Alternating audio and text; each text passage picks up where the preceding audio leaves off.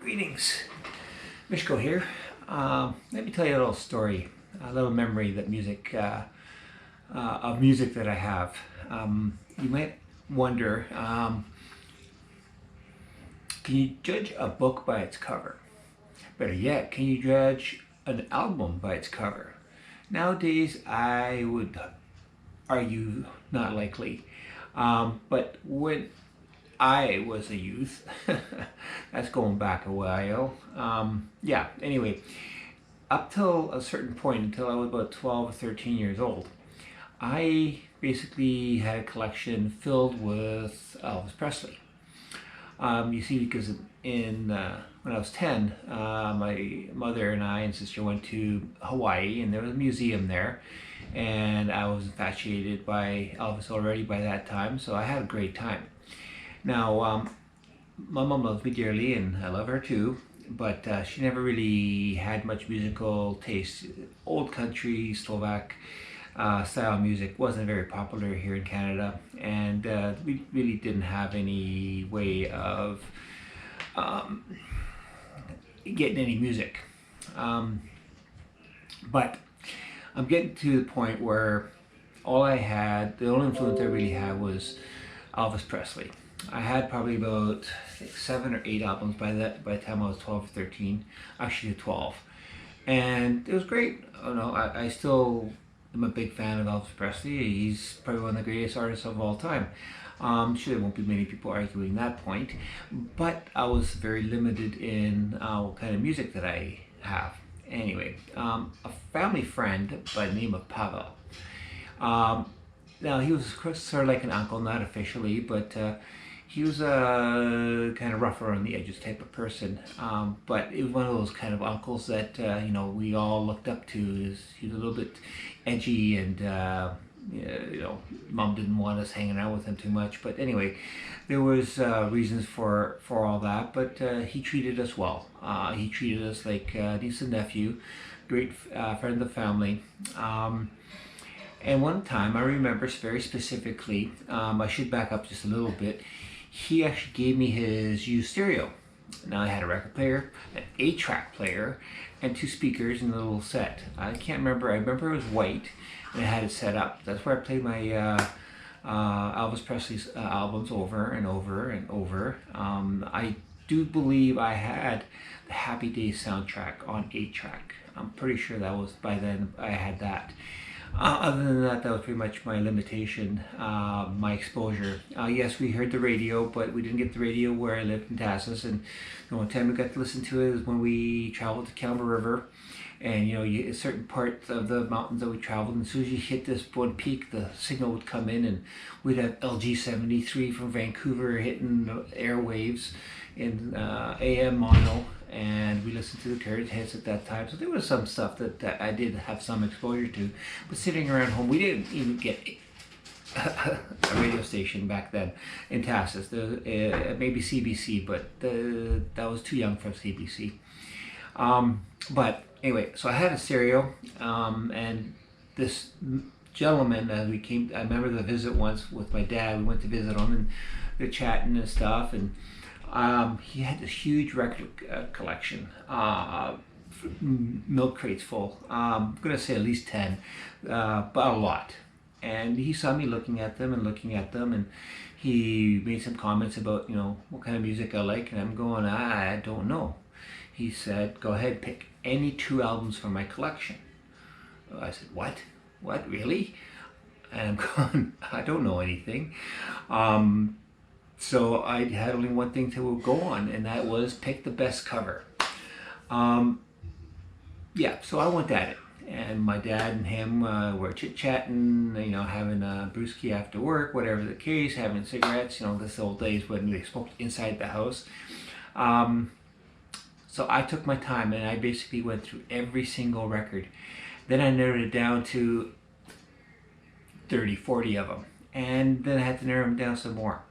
So I bring this up because nowadays the covers, in my opinion, more or less suck. They're no different than a Facebook profile picture. It's not much to go on, and it's usually just the artist's face. Back then, though, the covers were very unique, and you're gonna. I mean, I'll put them up here, and you'll see them. But if you do your research and you look around, you will be amazed by the artwork that went into them. I mean, this isn't one of them, but Sgt. Pepper's Lonely Hearts Club Band had one of the best covers. It was amazing. And I mean, I don't want to get started on that road, but there's thousands of them out there. You'd have to do a real good research for all the younger people to get a look. But what really was impressive was it's almost related to how good the cover was to how good the music was. Not always the case. Trust me, there's a lot of wasted airtime with some albums out there. But I delay. The first cover that I picked out was actually "Bat Out of Hell" by Meatloaf. Now, it's on the screen right now, and you see the excitement. A guy coming out of a grave, being 12 years old. I could have been 11, but I'm pretty sure I was 12.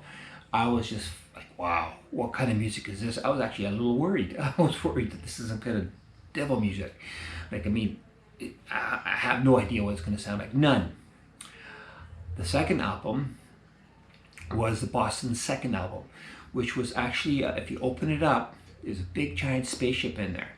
And to some people even now don't realize or didn't realize there's a spaceship. I think it wasn't a first album, but the second cover they really exposed it, and you do a inside fold out, which I think back then wasn't very common. So this was really cool. The spaceship looked awesome. Then they showed them in space, but not too many people realized that those were actually guitars upside down. And I spotted that right away. I mean, I was like, oh my God, this is awesome.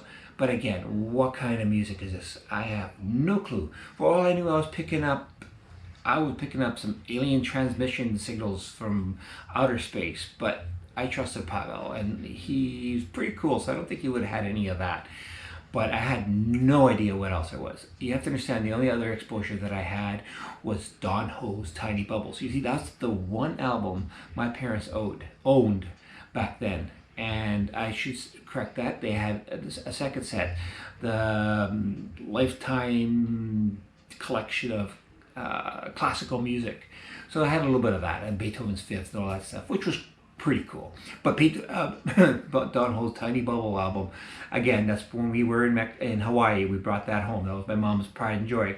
So we listened to that quite often, and that's about it. Elvis and some Happy Days 8-track. So now I'm all of a sudden getting into Meatloaf and Boston. Now, sure, back then maybe if I heard them on the radio, I'd have some idea what I'm getting into. I had no clue. So when I went home, I put that on. Literally, my mind was blown. I mean, you can listen to the albums from start to finish. Virtually every note on there is meant to be, and it is mind-blowing. It is soul-satisfying masterpieces. I mean, those albums are historically top 20, if not top 100, of all time. If you listen to them, I mean, for those that are my age, you know what I'm talking about. Can you imagine the first time listening to this? I mean, I challenge the younger generation right now. If you haven't heard about these albums, you don't know what I'm talking about. Do a blind listen. You won't get the album, and listening to albums versus MP3 is a whole other category. There's a whole difference of the popping and crackling of the record. It gives it depth, and the older crowd know exactly what I'm talking about. There's soul to it. I don't have the luxury. I've passed on the records a long time ago, so I am into MP3s, but I try to do high quality. For those new generations, especially those people, first time on TikTok or Instagram, Facebook, whatever, I challenge you, if you never heard of these albums, Meatloaf, Bat Out of Hell, and Boston No. 2, listen to them. Record yourself. I not only challenge you, but I dare you to post that reaction on here. You'll be blown away. I don't care if you aren't a fan of that kind of music. Just listen to it. You'll be spiritually lifted. The short end, or the moral of the story, is with some books there's that phrase, don't judge a book by its cover. Okay, and you can't really judge an album by its cover.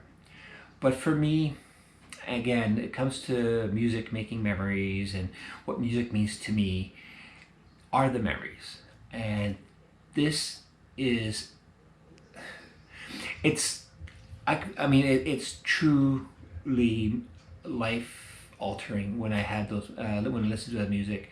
I mean, I still had my Elvis, but I could not believe the diversity, the difference, the Meatloaf songs lasted like 7, 8, 9 minutes long. I mean, they're stories. They were, they were not the 2.5 minute Elvis Presley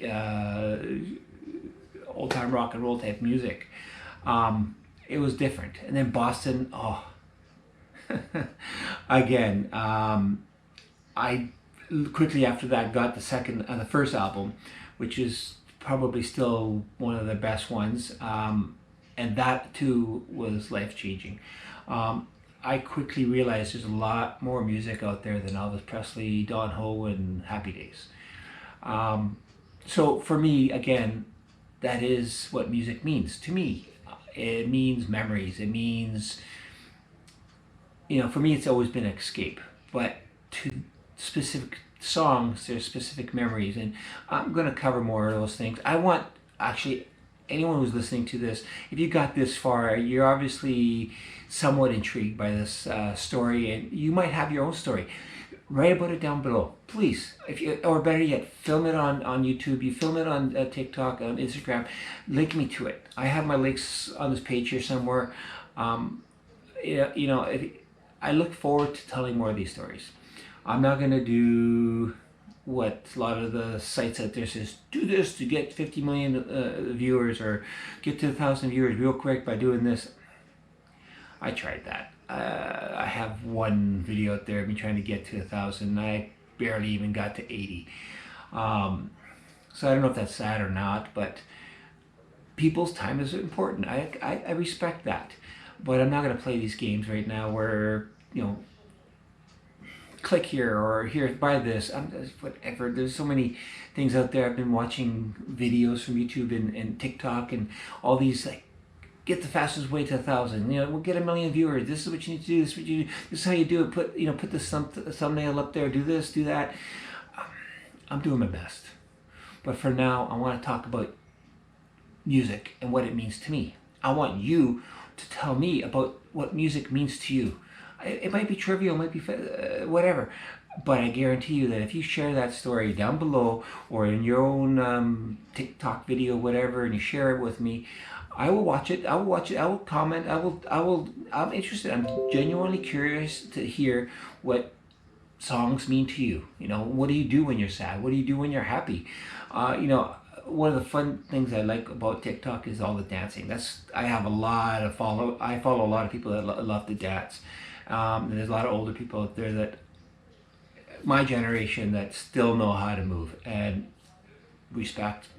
I'll be checking out more of your videos coming up, but I really hope you share your stories with me on here. I will stick with this kind of format. I might change things around. I don't know how well this works, how this looks. I gotta work on my sound. I know that. My posture, I don't know if this works. Comment down below, let me know. If you want me to talk about something else, let me know. Share your experience down below. I really genuinely do want to know. So this format will change, but this is what I want to stick with. I'm going to talk about what music means to me, and they make memories, and that's what's important. I DJ and I see people dancing and I play music, and I know that specific moments will be brought back to them when they hear that song. A lot of songs I play that are old, that they've heard probably a dozen times, if not hundreds of times, and they already have a certain love and passion for that song. So that kind of brings it back to that moment, and I share and I link it to, you know, the wedding or the party, the anniversary, the birthday, whatever the case may be. So I know there's a lot of power there. I mean, I could really bum out a party if I played some depressing songs. You know, I had one person say, "Can you play Pink Floyd?" I'm like, "Yeah, I can." When I'm sitting at home, chilling out. Pink Floyd is not exactly party atmosphere, dance floor packed music. So don't get me wrong, I love Pink Floyd. I'll talk about Pink Floyd another time because I have many memories about them. But anyway, I'm going to go back, repeat what I said. I know if you've been here and you're still here, I really thank you for that. I appreciate your time. I really do. I hope this has been entertaining. So anyway, judging books by cover is one thing. Judging albums by covers is a whole other thing. My very first two albums that I picked were strictly on the covers. If you know, Bad Outta Hell by Meatloaf, rest in peace. I forgot to mention he passed away this year, this past year, and Boston's number 2 album. It has awesome spaceships designed from guitars, and both of them caught my attention, and then the music changed my life forever. To this day, I hear the music, and those are the moments. I go back to when I was like 12 years old, putting it on my stereo, you know, dropping the needle, crackle, crackle, pop, pop, pop, and also bang, the music starts. And then I sit there and I listen, and I repeatedly listened. I think I wore out the record, to be honest. Cause I know I did end up getting the CDs later. I got the cassettes and I got the CDs and stuff like that. So I had those albums for a long, long time, and I've listened to them a lot. Anyway, I hope you enjoyed this. I hope you go and check out the albums if you haven't. I'd love to see your reaction, and for those that have already know what I'm talking about, yeah, I hope it meant as much to you listening to them as it did to me. You guys take care. This is Mishko. I wish you all the best. Take care.